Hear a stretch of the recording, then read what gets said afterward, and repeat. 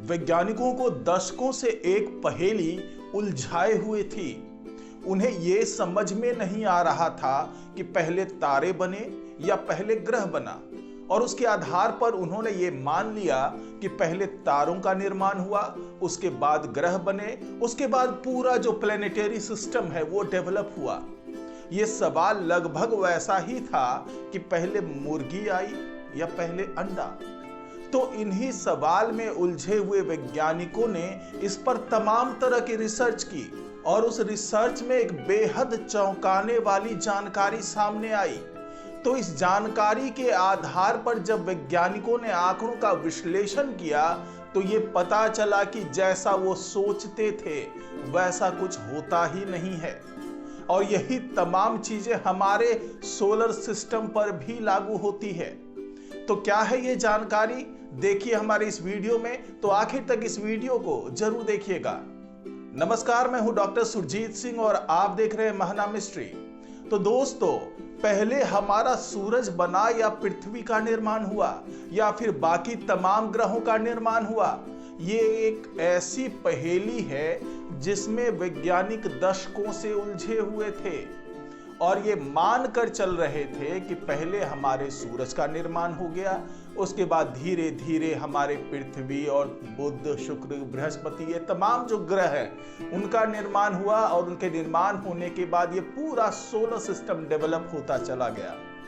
तो यही तमाम चीज जो वैज्ञानिक मान कर चल रहे थे, वो अब धारणाएं जो है वैज्ञानिक की, वो सब टूटती बिखरती नजर आ रही है। तो नई रिसर्च में जो तमाम आंकड़े मिले वो यही बता रहे हैं कि ऐसा बिल्कुल भी जरूरी नहीं है कि जो अभी तक मान के चल रहे थे कि 4.7 अरब पहले सूरज का निर्माण हुआ, उसके करीब 20 करोड़ साल के बाद तमाम ग्रहों का निर्माण हुआ और उसके बाद सोलर सिस्टम की रचना हुई, ऐसा बिल्कुल भी जरूरी नहीं है। तो आखिरकार हुआ क्या था, किस तरीके से हमारा सोलर सिस्टम बना, इसको जानने के लिए आप ये वीडियो देखिए। और अगर ये वीडियो आपको अच्छा लगे तो इसको लाइक कीजिए, शेयर कीजिए और कमेंट जरूर कीजिए। साथ ही इस महाना मिस्ट्री चैनल को सब्सक्राइब कीजिए और बेल आइकन का बटन जरूर दबा दीजिए। तो दोस्तों, मैं जिस अवधारणा की बात कर रहा हूं वो अवधारणा है तारों और ग्रहों के निर्माण से जुड़ा हुआ। क्योंकि अब वैज्ञानिकों को ये बात समझ में आ गई है कि तारे और ग्रह दोनों का निर्माण एक साथ हो सकता है। जी हाँ, ना कोई पहले आता है ना कोई बाद में आता है, बल्कि एक साथ ही दोनों का निर्माण हो रहा होता है। और निर्माण होने के क्रमबद्ध चरण में ही प्लेनेटरी सिस्टम का विकास हो जाता है, और ये पूरा प्लेनेटरी सिस्टम जो है वो अपने तारे के आसपास घूमता हुआ एक लयबद्ध तरीके से एक पूरी श्रृंखला का निर्माण करता है। तो आपको बताते हैं कि आखिरकार इसके पीछे का आधार क्या है, वैज्ञानिक किस आधार पर इस तरह का दावा कर रहे हैं। तो आपको बता दें कि वैज्ञानिकों ने एक व्हाइट ड्वार्फ स्टार की स्टडी करने के बाद ये निष्कर्ष निकाला कि ये तारे और ग्रह दोनों की निर्माण की प्रक्रिया साथ साथ चलती रहती है। लेकिन वैज्ञानिकों के लिए ये रिसर्च कर पाना बेहद मुश्किल था, क्योंकि तारे और ग्रहों का जो निर्माण होता है उसके बारे में जानना बेहद जटिल होता है। लेकिन सबसे अच्छी बात है जो वैज्ञानिकों के फेवर में गई है वो ये है कि हमारे ब्रह्मांड में कई तरह के और अपने जीवन के अलग अलग चरण में जी रहे तारे मौजूद हैं। और इन्हीं तारों का अध्ययन जब वैज्ञानिकों ने किया तब वो इस रिसर्च के निष्कर्ष तक पहुंच पाए। और वैज्ञानिकों का दावा है कि उन्होंने जिस व्हाइट ड्वार्फ स्टार और उसके वायुमंडल के अवशेषों का अध्ययन किया है वो वैज्ञानिकों की उस पुरानी अवधारणा को तोड़ने के लिए काफी है कि तारों के पूर्ण रूप से विकसित हो जाने के बाद ही ग्रहों का निर्माण होता है। वैज्ञानिकों ने जब उस व्हाइट ड्वार्फ स्टार के पूरे प्लैनेटरी सिस्टम का अध्ययन किया और उसकी तुलना जब अपने सौरमंडल से की, अपने सोलर सिस्टम से की, तो ये समझ में आया कि हमारे युवा सौरमंडल में जितना समझा गया था उससे कहीं पहले ही ग्रहों का निर्माण शुरू हो गया था। यानी सोलर सिस्टम का निर्माण हमारी समझ से ज़्यादा पहले हो चुका था, क्योंकि हमारे सोलर सिस्टम में जो मौजूद ग्रह हैं उसके निर्माण के घटक उसी समय बनने लगे जब सूरज का निर्माण हो रहा था। और वैज्ञानिकों ने ब्रह्मांड के कुछ बहुत पुराने तारों का अध्ययन किया और उसके आधार पर यह पता लगा कि गुरु और शनि जैसे ग्रहों के निर्माण तत्व तब बनने शुरू हो जाते हैं जब उनका तारा विकसित हो रहा होता है। अब यहाँ सवाल ये उठता है कि वैज्ञानिकों ने अपने स्टडी के लिए व्हाइट ड्वार्फ स्टार को ही क्यों चुना। तो इसके लिए वैज्ञानिकों ने बताया कि कुछ व्हाइट ड्वार्फ स्टार बहुत ही शानदार प्रयोगशाला के तौर पर मददगार होती हैं, क्योंकि उनका पतला वायुमंडल खगोलीय कब्रिस्तान की तरह काम करता है।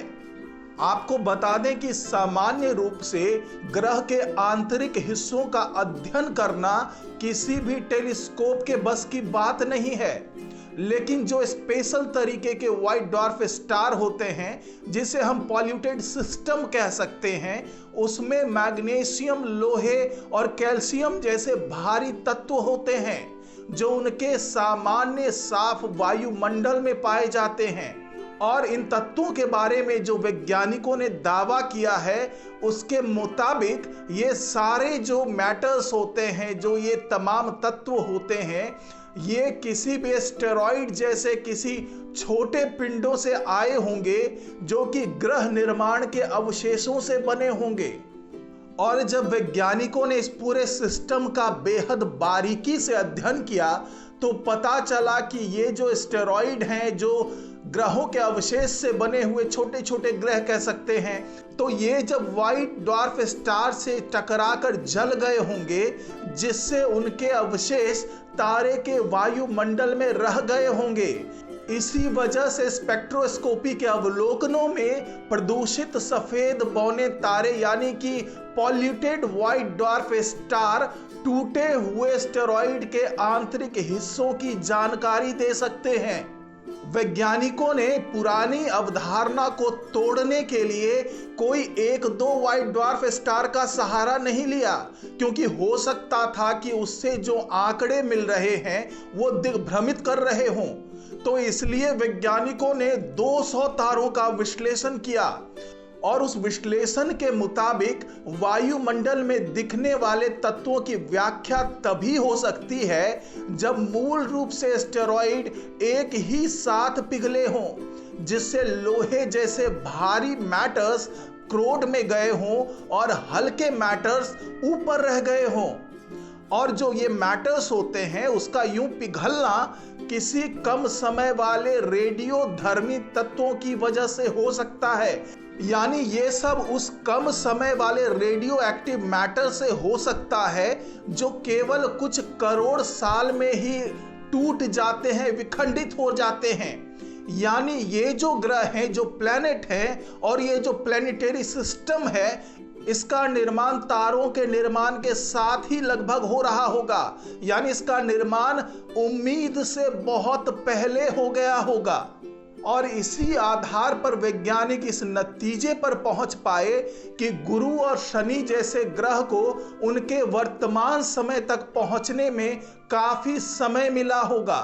तो अब इस रिसर्च के निष्कर्ष आने के बाद दुनिया भर के वैज्ञानिक इसको समझने में लगे हुए हैं कि कहीं ये जो तमाम गणना की गई है उसमें कहीं कोई त्रुटि तो नहीं रह गई, और अगर त्रुटि नहीं है और जो वैज्ञानिक दावा कर रहे हैं वो सच है, तो हो सकता है कि बड़े पैमाने पर जो पुरानी गणनाएं हैं उसको बदलने की जरूरत पड़ सकती है और अंतरिक्ष अभियान की दिशा में एक नई क्रांति आ सकती है।